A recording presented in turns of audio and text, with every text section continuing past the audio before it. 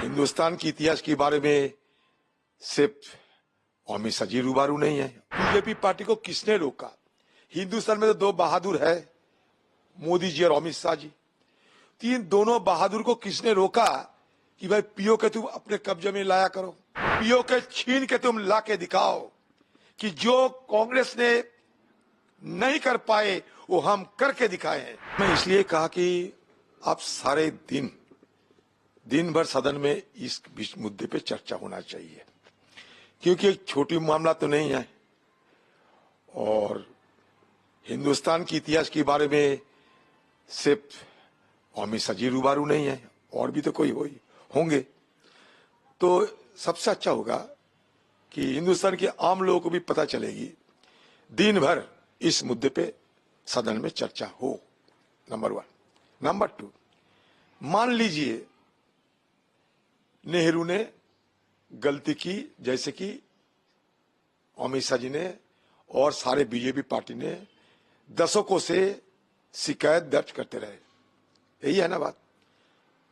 तो मुझे कहने का मतलब, सदन के अंदर 2019 साल में जब 370 को खारिज किए गए थे, उस समय वो हिस्सा वापस लाएंगे ये कहते थे।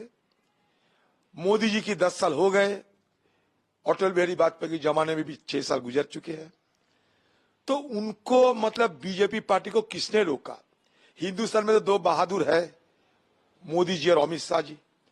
तीन दोनों बहादुर को किसने रोका कि भाई पीओ के तुम अपने कब्जे में लाया करो? कम से कम पीओ के से एक सेब भी तो लाके दिखाओ कि हाँ हमने करके दिखाए। और इसके चलते मैं ये भी कहना चाहते हैं, आज पीओके की सीने चीरकर चाइना पाकिस्तान इकोनॉमिक कॉरिडोर बन रहे हैं।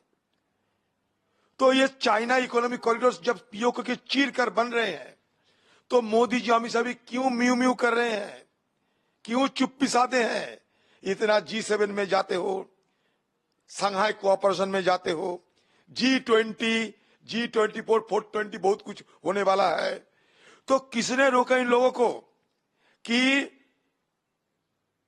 पाकिस्तान और चाइना के बीच पीओके की सीना चीरकर जो चाइना पाकिस्तान इकोनॉमिक कॉरिडोर हो रहे हैं, उसको रोकने के लिए क्यों कोई प्रयास नहीं किया जा रहा है?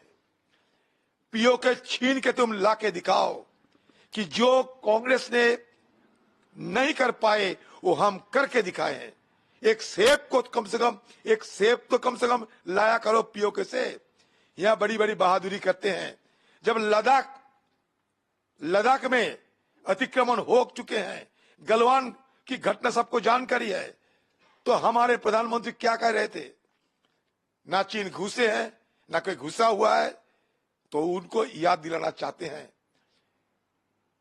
कि अगर दम है, हिम्मत है, ये दोनों बहादुर हमारे देश की, जो हर वक्त बहादुरी की बात करते हैं, ये हमटी डमटी दोनों जाके पीओके छीन के हमारा कब्जे में लाए, क्योंकि सदन के अंदर ये बात कहे गए थे। और 1993 में ऑल पार्टी रेजोल्यूशन भी है इस पे। तो हम तो नहीं रुकते, पीओके छीन के लाके दिखाओ।